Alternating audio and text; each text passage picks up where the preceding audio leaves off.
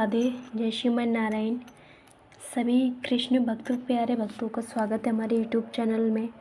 और जैसे अब गणेश चतुर्थी बहुत ही सभी देश में मना रहे हैं और बहुत अच्छे से प्रेम भाव से पूजन कर रहे हैं उनका।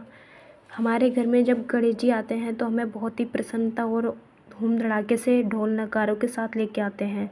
और जब उनका विसर्जन करने जाते हैं तो भी ढोल नगारों से रंगों के ज़रिए बहुत ही जब अपने घर से उनको विदा करते हैं तो भी बहुत खुशियों के साथ विदा करते हैं। लेकिन श्री अनिरुद्धाचार्य गुरुदेव ने कथा में वर्णन किया, हमें 9 महीने पेट में माँ रखती है अपनी संतान को, तो हर पल हर चीज़ का ध्यान रखती है, क्या मुझे खाना है, क्या हमें कैसे रहना है। वैसे ही हमारे घर में जब गणेश जी आते हैं, गणेश पप्पा, तो हमें सिर्फ पूजन से नहीं, उनके जो पूरा रूप होता है उस रूप से भी हमें सीखना चाहिए। जैसे कि उनके हाथ में रस्सी होती है, कुल्हाड़ी होती है, उनका वाहन चूहा होता है, मूषक, और बहुत सारे चीज़ें होती हैं, एक किताब होती है हाथ में। उनके पूरे रूप से हमें पूरी अपनी संस्कृत की भाषा में हमें उनका रूप बहुत कुछ सिखाता है हमें, तो हमें उनके रूप से बहुत कुछ सीखना चाहिए। और जब उनको विदा करें तो सही से करें। आजकल बहुत ही अजीब तरीके से विदा करते हैं उनको, जैसे कि ऊपर से गिरा दिए और आधे विदा मतलब जल में गए हैं और आधे बाहर पड़े हैं, इस तरीके से उनको विदा करते हैं। ऐसे सही नहीं होता। अपने जिस प्रेम भाव से तुम श्रद्धा 9 दिन तक पूजा करते हो, उसके बाद ऐसे उनको विदा करते हो, इससे सही नहीं होता। इसलिए अपने थोड़ा सा जल में अंदर जाके अपने प्रेम भाव से उनको विदा करें और अपनी श्रद्धा से प्रार्थना करें। और सबसे बड़ी यही होती है, खुशी से उनको विदाई करें। और देख सकते हैं जो श्री अनिरुद्धाचार्य हैं, उनका गणेश जी का जन्म कैसे कब हुआ, और उनका रूप के हर जो उनके हाथों में शस्त्र होते हैं, जो उनके हाथों में सामान होता है, उसके बारे में उन्होंने वर्णन दिया, सभी को समझाया।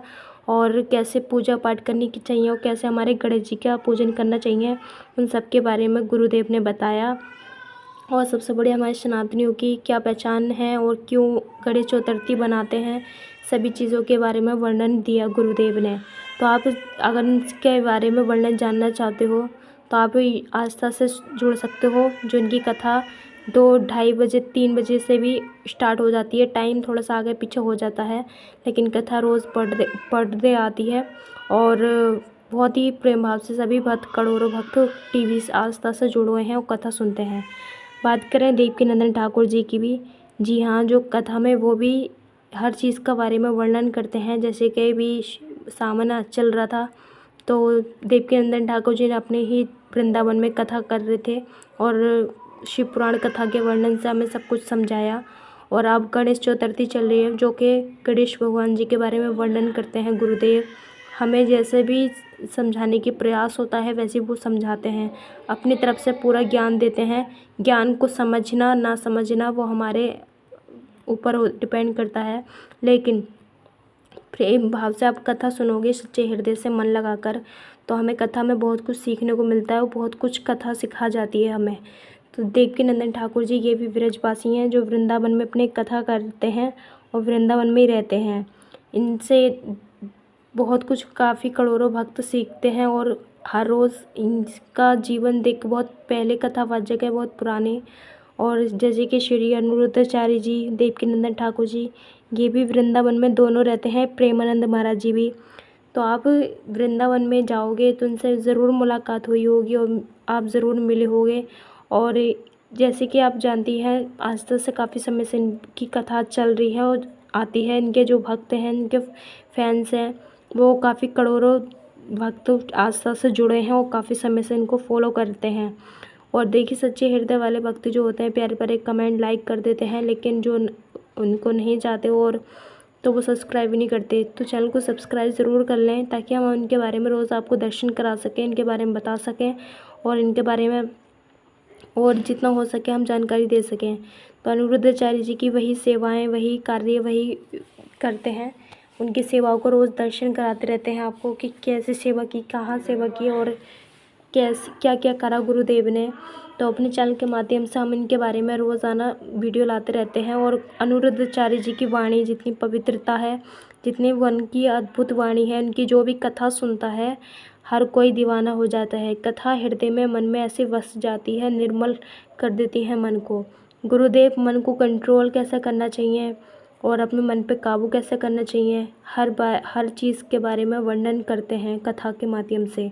कैसे हमें जीवन जीना चाहिए, कैसा कर्म करना चाहिए और कैसे हमें सेवाएं करनी चाहिए, कैसे अपने समय को बर्बाद ना करें, ऐसे ही कुछ तरीके बताते हैं जो स्वयं वो खुद करते हैं, वही अपने सभी भक्तों को बताते हैं। जो भी पूरा परिवार, ये नहीं है कि उनकी फैमिली निर्जली अलग है, लेकिन पूरा फैमिली वो ये कहते हैं जो आस्था से जुड़े हैं, हमारी कथा सुनते हैं या कथा किसी और की भी, उनके बस भारतीय सेवा करना और संस्कृति को आगे बढ़ाना, सनातन धर्म का नाम रोशन करना, यही उनका सपना है।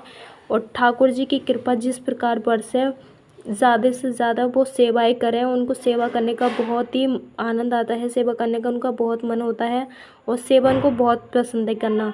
कहते हैं भूखों को खाना खिलाकर मेरा पेट भर जाता है, क्योंकि जो मुस्कुराहट उनके चेहरे पे आती है वो उस खुशी को देखकर मेरी आत्मा तृप्त हो जाती है। तो इतनी प्यारा स्वभाव रखने वाले गुरुदेव।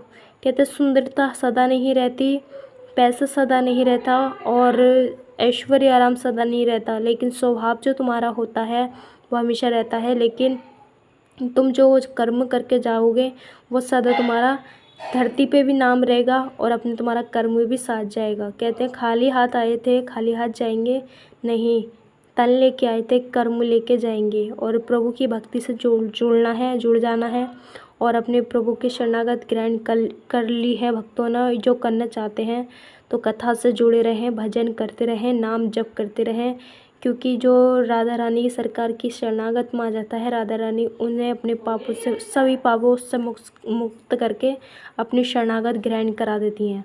देवकीनंदन ठाकुर जी जिससे कि बहुत ही सरल से हर चीज़ का प्रश्न का उत्तर दे देते हैं और कथा में हमें बहुत कुछ वर्णन करते हैं, बहुत कुछ हमें समझाते हैं। लेकिन कोई भी हमारे धर्म का कोई विरोध करे तो देवकीनंदन ठाकुर जी उनकी अच्छे से क्लास लगा देते हैं। तो कुछ भक्त थोड़ा सा डरते भी हैं क्योंकि कट्टर हिंदू सनातनी है, और लेकिन ऐसा नहीं है। कथा हर बहुत ही सरल तरीके से, बहुत ही प्यारे स्वभाव से सुनाते हैं और काफ़ी इनको अच्छा लगता है। सभी इनकी कथा सुनते हैं, काफ़ी दूर से करोड़ों भक्त आते हैं। और गुरुदेव ने अपने वृंदावन में क्या, जहाँ अन्य विदेशों में भी कथाएँ करी हैं। इनकी सुंदर सी फैमिली भी है, पत्नी जी हैं और अपने पुत्र बेटी हैं। दोनों गुरुदेवों के लिए, सेवाओं के लिए प्यारे प्यारे कमेंट कर दें, चैनल को सब्सक्राइब कर लें अगर चैनल पर नए हैं तो, क्योंकि ये दोनों सनातनी हमारा सनातन धर्म का नाम रोशन कर रहे हैं, हमारी संस्कृति को आगे लेके जा रहे हैं। और हमें बहुत गर्व होना चाहिए कि हमें इतना पुण्य, इतना कुछ करने के लिए हमें इतना बड़ा ज्ञान मिलता है, गुरुदेवों से सीख मिलती है हमें। तो गुरुदेव के लिए प्यारे प्यारे कमेंट ज़रूर करें और कमेंट बॉक्स में जय श्री राधे हरे कृष्णा लिखना ना भूलें। और ज़्यादा से ज़्यादा अपना माला जप करें और गुरु मंत्र ले रखा है तो गुरु मंत्र का जाप करें और अपना भजन करें। भजन से जुड़े रहोगे तो एक अलग ही कृपा महसूस होगी आपको और एक अलग ही जीवन तुम्हारा बदल जाएगा। और कहते हैं ना, भगवान नहीं है दिखता नहीं है, भक्ति का चश्मा पहनिए, भगवान कड़ कड़ में तुमको देखेंगे, जहाँ तुम देखना चाहोगे वहाँ देखेंगे। पहले अपनी भक्ति की ओर बढ़िए, क्योंकि हर चीज़ के लिए हमें कुछ ना कुछ करना पड़ता है। अगर तुम्हें भगवान के दर्शन करने हैं, भगवान को पाना है, भगवान को देखना है, तो अपने भक्ति के मार्ग पे चलो, राधा रानी का नाम जप करो और अपना भजन से जुड़े रहो। महासंतों से अपना रिश्ता बनाओ और अपना उनके पास बैठो, उनकी संगत पाओ, महासंतों का आदर करो, प्रभु ज़रूर मिलेंगे। तो कमेंट बॉक्स में इसी बात